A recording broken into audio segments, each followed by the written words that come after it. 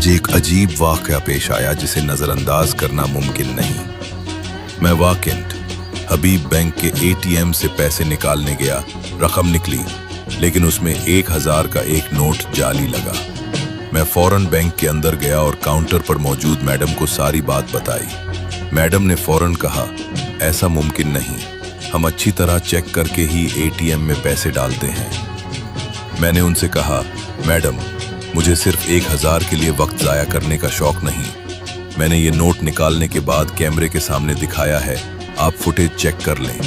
لیکن میڈم بات سننے کو تیار نہیں تھیں۔ کبھی کوئی بات کرتی، کبھی کوئی، جیسے ہم صارفین کچھ نہیں جانتے۔ پھر انہوں نے گارڈ کو بلا لیا کہ مجھے کاؤنٹر سے ہٹا دیں۔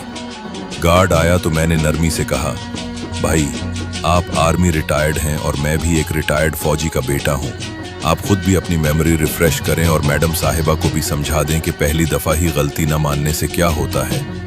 میڈم کا عجیب ہی رویہ تھا، جیسے 1000 میرے نہیں، اس کے ہیں جو میں اسے واپس نہیں دے رہا۔ میں نے انہیں صاف کہا کہ جناب والا ہم حرام نہیں کماتے کہ ہر ایرے غیرے پر پیسہ نچھاور کرتے رہیں۔ بینک ہمارے پیسوں سے چلتا ہے، ہم بینک کے پیسوں سے نہیں چلتے، لہٰذا چپ کر کے شریفوں کی طرح میرے پیسے واپس دیں۔ خیر کچھ دیر بعد جب انہوں نے دیکھا کہ میں تٹ سے مس نہیں ہو رہا اور 1000 روپیہ لے کر ہی جاؤں گا تو انہوں نے کیمرے کی فوٹیج چیک کی اور آخر کار مجھے 1000 روپے کا اصلی نوٹ دے دیا۔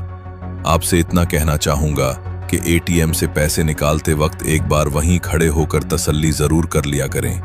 کبھی کبھار ایسا بھی ہو جاتا ہے جیسا آج میرے ساتھ ہوا۔ اور سب سے اہم بات کہ کسی بھی کرسی پر بیٹھے شخص سے بلا وجہ گھبرانے کی ضرورت نہیں ہے۔ کھل کر اپنا موقف بیان کیا کریں تاکہ کرسی پر بیٹھے شخص کو بھی پتا ہو کہ میرے سامنے کھڑا ہونے والا شخص جاہل نہیں ہے، اس کے منہ میں بھی زبان ہے، اسے بھی سچ بولنا آتا ہے۔ یقین کریں، کبھی بھی کاروبار میں دوستوں یا رشتہ داروں کو شامل نہ کریں۔ ایک لڑکی نے اپنی 8 سال کی جمع پونجی، اپنی محنت کی کمائی اپنے بہنوئی کے ساتھ ریئل اسٹیٹ میں لگا دی۔ وہ بیرون ملک تھی اور بہنوئی نے کہا، فکر نہ کریں، سب کچھ میں سنبھال لوں گا، کرایہ وغیرہ بھی میں دیکھ لوں گا۔ پہل سب ٹھیک لگ رہا تھا، لیکن جیسے جیسے وقت گزرا بہانے بننے لگے۔ ہر بار کوئی نیا جواز، نئی تسلی اور صرف ایک ہی بات، آپ کو مجھ پر اعتماد رکھنا چاہیے۔ 1 سال سے زیادہ وقت گزر گیا لیکن نتیجہ کچھ نہ نکلا۔ آخر کار لڑکی کے شوہر نے خود کال کی تو بہنوئی نے کہا، میں کل ڈاکیومنٹس بھیج دیتا ہوں۔ لیکن اگلے دن اس کی بہن نے روتے ہوئے فون کیا، میرا گھر برباد ہو جائے گا، خدارا پیسوں اور مکان کا مطالبہ نہ کرو۔ یہ لڑکی کی اکلوتی بہن ہے، والد کا سایہ نہیں، اور والدہ سخت پریشان ہے۔